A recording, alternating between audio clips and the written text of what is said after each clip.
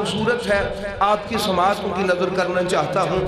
بڑی آسان فہم اور بڑی عظمت اہل بیت اطہار اور عظمت حسین پاک علیہ السلام کے حوالہ سے بہت عالی شان بات ہے، اور یہ بات ہمیں سمجھائی ہے تاجدار چشت اہل بہشت نے، حضرت خواجہ خواجگاں خواجہ معین الدین چشتی اجمیری حیدری سنجری رضی اللہ تعالی عنہ نے، جو انہوں نے کہا تھا کہ شاہ است حسین بادشاہ است حسین، دین است حسین دین پناہ است حسین، سر داد نہ داد دست در دست یزید حقہ کے بنا الہ الہ است حسین۔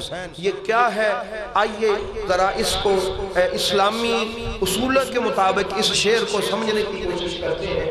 جو بات میں آپ کو بتا رہا ہوں یہ اسی بات کی تھوڑی سی شرح ہے کہ حضرت خواجہ اجمیر نے جو ہمیں ایک تعلیم دی ہے وہ یہ ہے، وہ کہتے ہیں کہ لا الہ حقہ کے بنا الہ الہ است حسین۔ لا الہ کی بنیاد امام حسین ہے۔ اس کا ترجمہ کیا ہے؟ لا کہتے ہیں نہیں کو، لا کس کو کہتے ہیں؟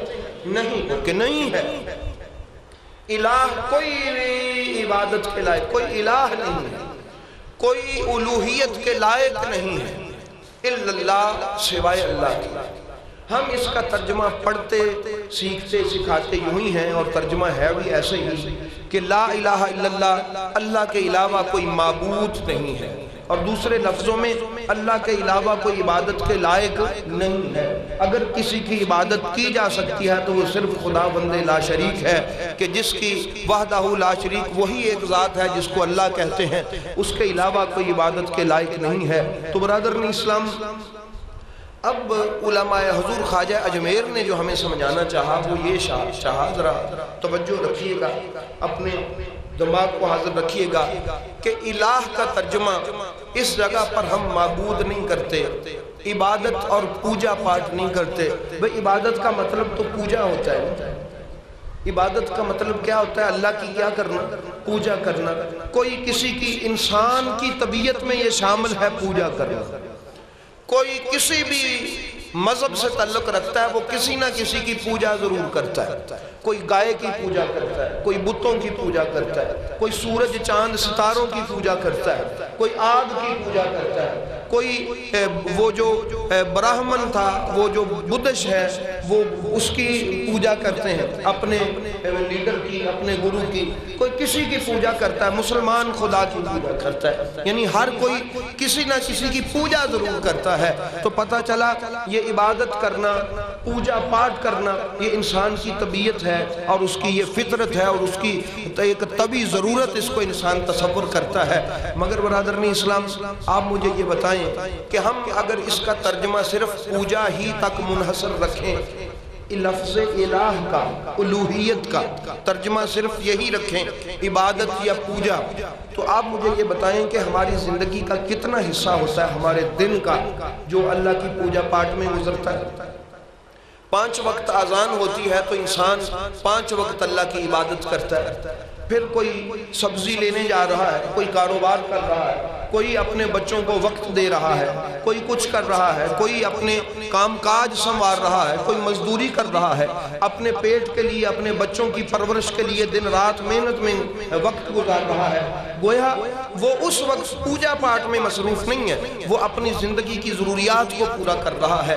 تو برادران اسلام، امام علی مقام امام حسین علیہ السلام چونکہ ہماری زندگی کا زیادہ حصہ ہماری ضروریات سے تعلق رکھتا ہے، ہمارے چلنے پھرنے سے تعلق رکھتا ہے، ہمارے معاشرتی معاملات اور تعلقات سے تعلق رکھتا ہے، ہمارے خاندانی معاملات سے تعلق رکھتا ہے۔ اب اللہ کا صرف یہ تو نہیں کہ بس اللہ کو سجدہ کر لیا اور خاندانی معاملات میں اللہ کے علاوہ کسی اور کی بات مان لی۔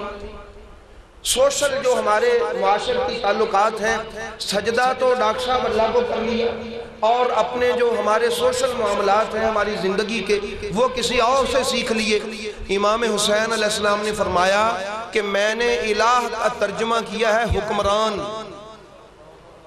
کیا ترجمہ کیا ہے؟ حکمران، یعنی مطلق حکمرانی میرے خدا کی ہے، لا الہ نہیں ہے کوئی بھی حکمران الا اللہ سوائے میرے خدا کے، یعنی میں ایسا مسلمان نہیں ہوں جو عبادت تو اللہ کی کروں اور اپنے زندگی کے اصولوں میں حکمران کسی بدبخت کو بنا لوں۔ میں ایسا مسلمان نہیں ہوں کہ میں اپنی زندگی کے لیے، اپنے دینی معاملات کے لیے، اپنے دنیاوی معاملات کے لیے میری دنیا کا حکمران بھی میرا خدا ہے، میرے دین کا حکمران بھی میرا خدا ہے، میرے دنیا کے اصولوں پر بھی حکمرانی میرے خدا کی مسلط ہے، میرے دین کی حکمرانی پر بھی میرے دین کے اصولوں اور دنیا کے اصولوں پر صرف ایک ہی ہستی کی حکمرانی چل سکتی ہے، اس کا نام اللہ رب العزت ہے۔ میں حسین کسی ایسے شخص کی حکمرانی میں سانس نہیں لے سکتا جس کی حکمرانی اللہ کی حکمرانی سے ٹکراتی۔ جناب صدیق اکبر کی حکمرانی، ان کی حکمرانی کا دور اللہ کی حکمرانی کا دور تھا۔ جناب عمر فاروق کی حکمرانی اور سلطنت کا دور، ان کی خلافت کا دور اللہ کی حکمرانی کے تابع تھا۔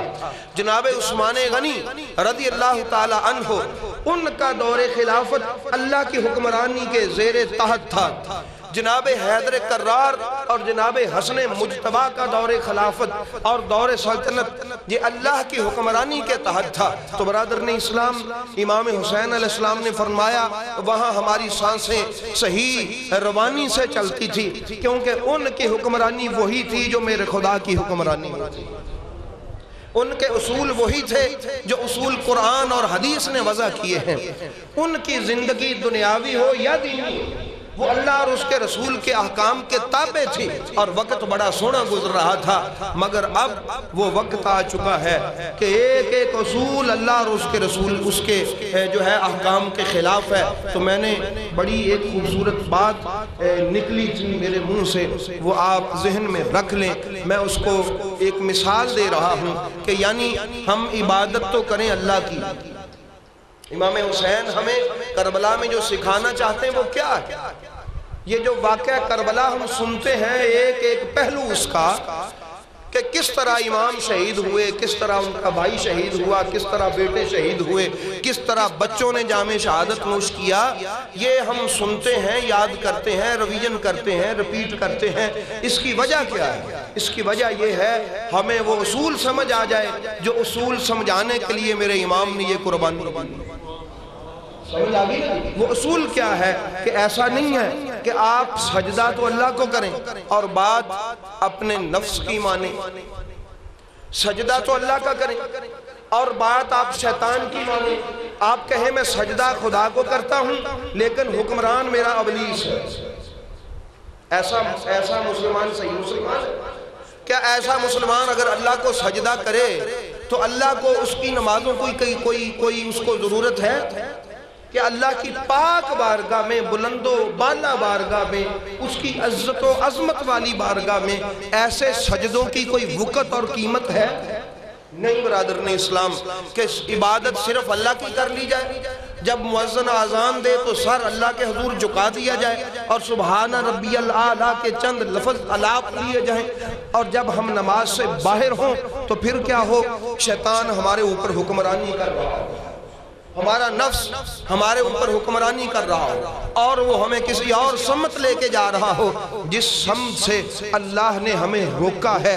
میرے آقا حسین نے کربلا کے میدان میں یزید کو نشان بنا کے بتایا، یہ یزید تو وقت کا یزید ہے نا، تو کوئی بھی وقت کا شیطان ہو، وہ نفس ہو یزید کی صورت میں، وہ شیطان ہو یزید کی صورت میں، وہ یزید شیطان کی صورت میں یا نفس کی صورت میں ہو، اور یا کسی غلط حکمران کی صورت میں آپ پر مسلط ہونا چاہے، تو پھر تم کربلا کے واقعہ کو دیکھنا اور قیام حسینی کی طرح کھڑے ہو جانا، عزت تمہارا مقدر بن جائے گی، فتح تمہارا مقدر بن جائے گی، کامرانی تمہارا مقدر بن جائے گی۔ تو اس لیے برادران اسلام، امام حسین علیہ السلام نے جو میسج دیا اس کو تاجدار اجمیر نے کہا کہ لا بھکا کے بنا الہ الہ است حسین۔ میرے آقا حسین نے فرمایا میں کسی ایسے حکمران کی حکمرانی کو تسلیم نہیں کر سکتا جو حکمران اللہ تعالیٰ کی حکمرانی کے مقابلے میں آتا،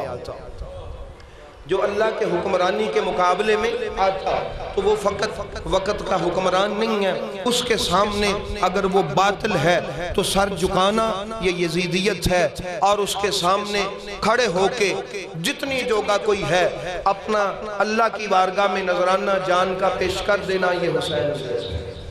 तो इसलिए बरादरन इस्लाम ये उसूल था जो करबलाए मुअल्ला में मेरे मौला हुसैन अलैहिस्सलाम ने हमें अता किया। और मैं वो जो बात अर्ज करने लगा था वो ये है कि अगर इस उसूल को देखें तो दुनिया में दो ही फ़िरके हैं, एक फ़िरके का नाम हुसैनी है और एक का नाम यजीदी है। अब हुसैनी और यजीदी की वंड क्या है इन उसूलों के तहत, ज़रा वंड कर दूं मैं आपको। वंड करनी हमने ज़रा तकसीम करनी है।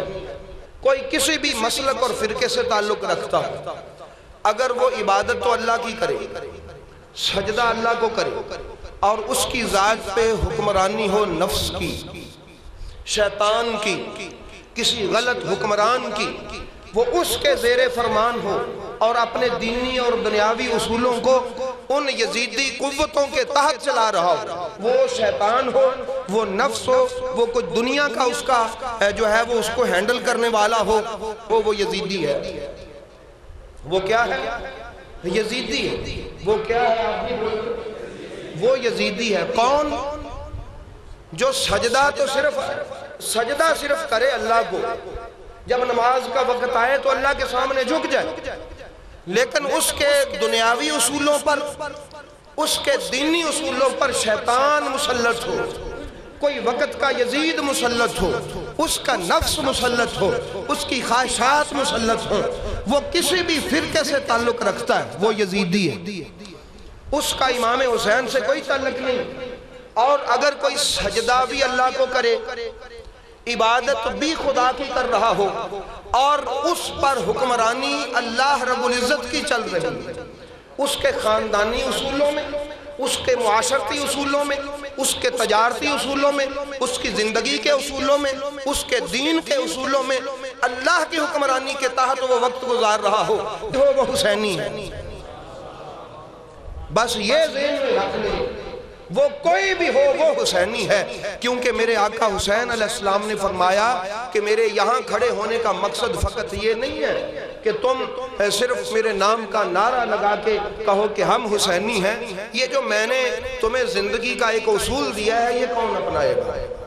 फरमाया हुसैनी और यजीदी का परख अगर किसी ने करनी है तो देखो कि ये अगर सजदा अल्लाह को करता है तो इसके दिल पर हुक्मरानी किसकी है, इसकी ख्वाहिशात, इसका नफ्स इबलीस या वक़्त का कोई यजीद इसकी ज़िंदगी पर अगर मुसल्लत है तो वो जैसा भी मुत्तकी परहेजगार नज़र आता हो, जितना भी वक़्त का नमाजी और तहज्जुदी और परहेजगार हो, वो वक़्त का यजीद और यजीदी होता है। और अगर उसका सजदा भी खुदा के लिए हो और उसका दीन और दुनिया भी खुदा के लिए हो तो वो हुसैनी होता है।